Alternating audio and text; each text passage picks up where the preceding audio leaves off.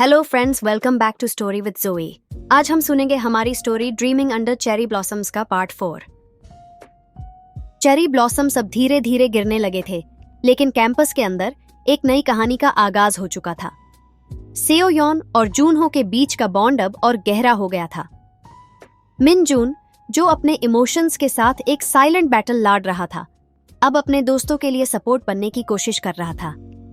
लेकिन हर खुशी के साथ कुछ चैलेंजेस भी आते हैं।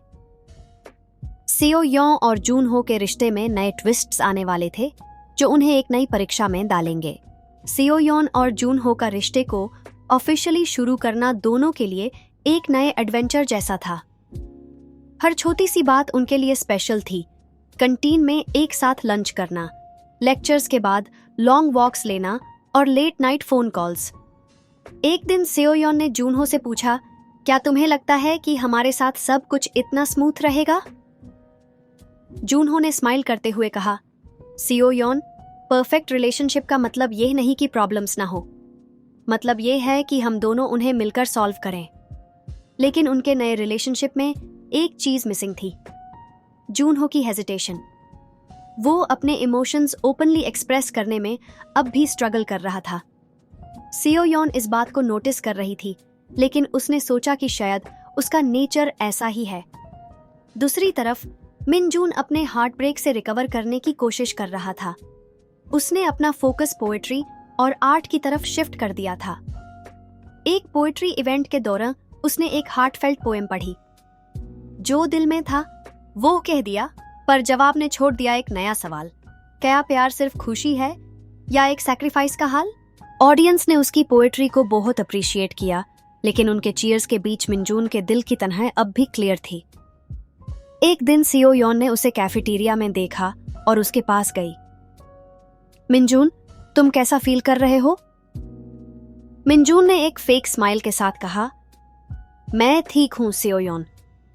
तुम लोगों को एक साथ देखकर खुशी होती है। सेओ यॉन ने उसका हाथ पकड़कर कहा, मैं जानती हूं तुम प्रिटेंड कर रहे हो। अगर तुम्हें कभी बात करनी हो तो मैं हमेशा यहां हूं। मिनजून का दिल एक मोमेंट के लिए हल्का लगा, लेकिन उसने डिसाइड किया कि वो अपने दार्ड को अपने अंदर ही रखेगा। एक दिन सेओ यॉन के हॉस्टल के मेल बॉक्स में एक अनोनिमस लेटर मिला। लेटर में लिखा था, तुम्हें लगता है कि सब कुछ परफेक्ट है, लेकिन हर रिश्ते के पीछे एक सच होता है जो छुपाया जा रहा है। तुम्हारे और जून हो के रिश्ते में एक शैडो है जो तुम्हें अभी तक दिखी नहीं है। सेओ यॉन ने लेटर को पढ़ते ही एक अनईजी फीलिंग एक्सपीरियंस की। उसने ये बात जून हो से शेयर करनी चाहिए, लेकिन फिर सोचा कि शायद ये किसी की प्रैंक हो सकती है। दूसरे दिन उससे एक और लेटर मिला, जिसमें लिखा था, जो तुम्हें सच बताना चाहिए था, उसे छुपाना एक पाप है। तुम्हारे आसपास काफी चीजें हो रही हैं जिनसे तुम अनजान हो। सेओ यॉन अब कंफ्यूज्ड और नर्वस थी। क्या ये बस एक प्रैंक था या इसके पीछे कुछ और छुपा था? एक वीकेंड पर सेओ यॉन ने डिसाइड किया कि वो जून हो से डायरेक्टली बात करेगी।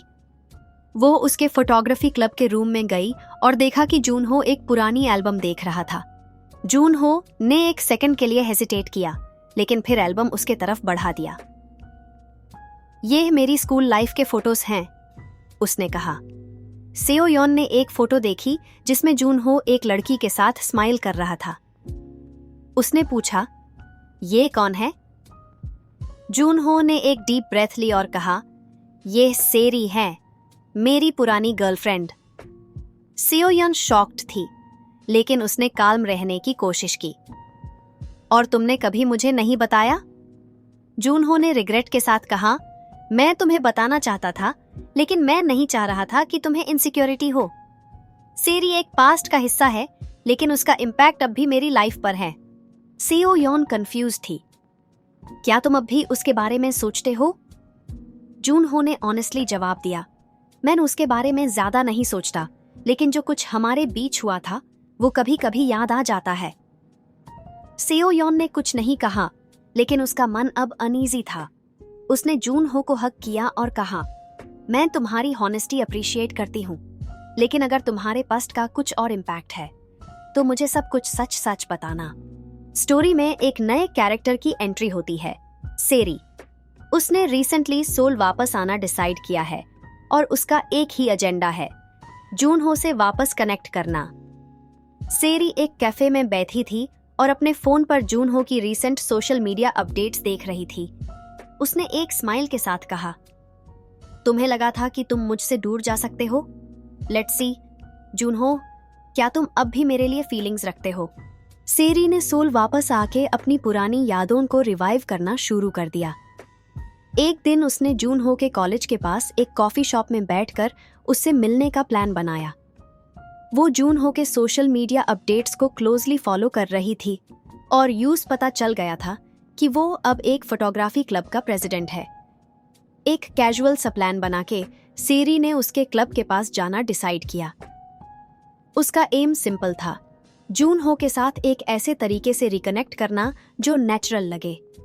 लेकिन उसके दिल के एक कोने में अब भी एक सेल्फिश डिजायर था, अपने पुराने रिश्ते को वापस से जीवित करना। एनोनिमस लेटर्स ने सेओयोन के माइंड में डाउट्स को जगह दी थी। उसने जूनहो पर भरोसा तो किया, लेकिन उसका मन अब रेस्टलेस रहता था। उसने मिनजून से इस बारे में बात करना डिसाइड किया। कैफेटेरिया में मिनजून के साथ कॉफी शेयर करते हुए सेओयोन ने कहा, मुझे लगता है कि मेरे और जूनहो के रिश्ते के बीच कुछ है जो मुझे दिख नहीं रहा। मिनजून ने उसके फेस पर वरीज देखी और कहा, तुम्हें कभी उसका पास्ट डिस्टर्ब कर रहा है ऐसा लगा है? सेओयोन ने डीप ब्रेथ लेते हुए कहा, वो सेरी का मेंशन करना मुझे खटक रहा है। क्या तुम्हें लगता है कि वो अब भी उसके बारे में सोचता है? मिनजून ने अपने दिल के इमोशंस को कंट्रोल करते हुए काल्मली कहा, मुझे नहीं लगता कि जूनहो तुमसे कुछ छुपा रहा है, लेकिन अगर तुम्हारे डाउट्स हैं तो तुम्हें डायरेक्टली उससे बात करनी चाहिए। एक दिन जूनहो अपने फोटोग्राफी क्लब में बिजी था जब सेरी ने रूम के दरवाजे पर नॉक किया। उसके आने से जूनहो सरप्राइज था। सेरी? जूनहो ने शॉक के साथ कहा। सेरी ने एक कॉन्फिडेंट स्माइल के साथ कहा, कैसी हो जूनहो? लॉन्ग टाइम नो सी। जूनहो ने ऑकवर्डली कहा, मैं ठीक हूं, तुम यहां कैसे? सेरी ने कैजुअली कहा, सोल वापस आई हूं और सोचा कि तुमसे मिल लेती हूं, और तुम्हारे काम के बारे में काफी सुना है। फोटोग्राफी क्लब का प्रेसिडेंट? इम्प्रेसिव। जूनहो ने पोलाइटली स्माइल किया, लेकिन उसका मन अनईजी था। उसने सेरी को इनवाइट तो किया था, लेकिन अब उसका वापस आना उसके लिए एक कंफ्यूजन बन गया था। सेरी ने कैजुअली कॉन्वर्सेशन शुरू की, तुम्हारे नए प्रोजेक्ट्स काफी इंटरेस्टिंग लगते हैं, तुम्हारे शूट्स देखने का मन है। तुम्हें याद है ना हम पहले कितना साथ शूट करते थे? जूनहो ने टॉपिक चेंज करने की कोशिश की। वो सब पुरानी बातें हैं सेरी, अब काफी कुछ बदल चुका है। सेरी ने एक मिस्टीरियस स्माइल के साथ कहा, लेकिन कुछ चीजें कभी नहीं बदलती, राइट? सेओयोन अपने एक असाइनमेंट के सिलसिले में लाइब्रेरी जा रही थी जब उसने जूनहो और सेरी को कैंपस के एक बेंच पर बैठकर बात करते देखा। दोनों की बॉडी लैंग्वेज फ्रेंडली लग रही थी, लेकिन सेओयोन का मन एक अजीब सी फीलिंग से भर गया। उसने अपने डाउट्स को इग्नोर करना चाहा, लेकिन उसका मन बार बार उन दोनों के कॉन्वर्सेशन के बारे में सोच रहा था। रात को उसने जूनहो से कैजुअली पूछा, तुम्हारे दिन कैसे था? जूनहो ने हेसिटेट करते हुए कहा, अच्छा था, फोटोग्राफी क्लब काफी बिजी था। सेओयोन ने डायरेक्टली सेरी का मेंशन नहीं किया, लेकिन उसका रिस्पॉन्स सुनकर वो और कंफ्यूज हो गई। क्या तुमने किसी पुराने दोस्त से बात की? उसने कैजुअली ऐड किया। जूनहो ने कुछ सेकंड्स के लिए रुक कर कहा, हाँ, सेरी से मिला था। वो यहाँ आई थी, बस एक कैजुअल मीटिंग थी। सेओयोन ने फोर्स्ड स्माइल के साथ कहा, ओह दैट्स नाइस, लेकिन उसका मन अब और ज्यादा रेस्टलेस था। मिनजून अब भी अपने इमोशंस को अपने अंदर ही दबा रहा था। उसने अपना टाइम पोएट्री और क्लब एक्टिविटीज में लगा दिया था, लेकिन हर रात वो अपने रूम में अपने दुख के साथ अकेला होता। जो मेरे दिल में है वो कभी उन तक नहीं पहुंच सकता। शायद ये ही मेरी कहानी है, एक अनस्पोकन लव जो बस मेरे अंदर ही खत्म हो जाएगा। एक दिन उसने डिसाइड किया कि वो सेओयोन और जूनहो के साथ टाइम स्पेंड करेगा, क्योंकि उनके साथ होने से वो अपने दुख को थोड़ा भूल पाता था। लेकिन अब उसके लिए उन दोनों के परफेक्ट रिलेशनशिप को देखना और ज्यादा मुश्किल हो रहा था। एक और अनोनिमस लेटर सियोयों के हॉस्टल के मेल बॉक्स में मिला। इस बार लेटर में लिखा था, जो तुम्हें दिख रहा है वो सच नहीं है। तुम्हारे आसपास एक ऐसी सच्चाई छुपी है जो तुम्हें तोड़ देगी। अगर तुम्हें सच्चाई जाननी हो तो अपनी आंखों से सब कुछ देखना सीखो। सियोयोन ने इस लेटर को पढ़ते ही डिसाइड किया कि वो अब और वेट नहीं करेगी। उसने जूनहो और सेरी के बीच की सच्चाई जानने का प्लान बनाया, लेकिन वो जो भी सोच रही थी उसे ज्यादा कुछ और ही सामने आने वाला था। एक दिन सियोयोन ने सेरी को डायरेक्टली फेस करने का डिसाइड किया। उसने लाइब्रेरी के एक कॉर्नर में उससे पकड़ा और कहा, मुझे पता है तुम जूनहो के साथ टाइम स्पेंड कर रही हो। तुम्हारा क्या इंटेंशन है? सेरी ने कॉन्फिडेंटली कहा, इंटेंशन? वो तुम्हारे बॉयफ्रेंड हैं, मुझे उनके साथ बात करने का पूरा हक है।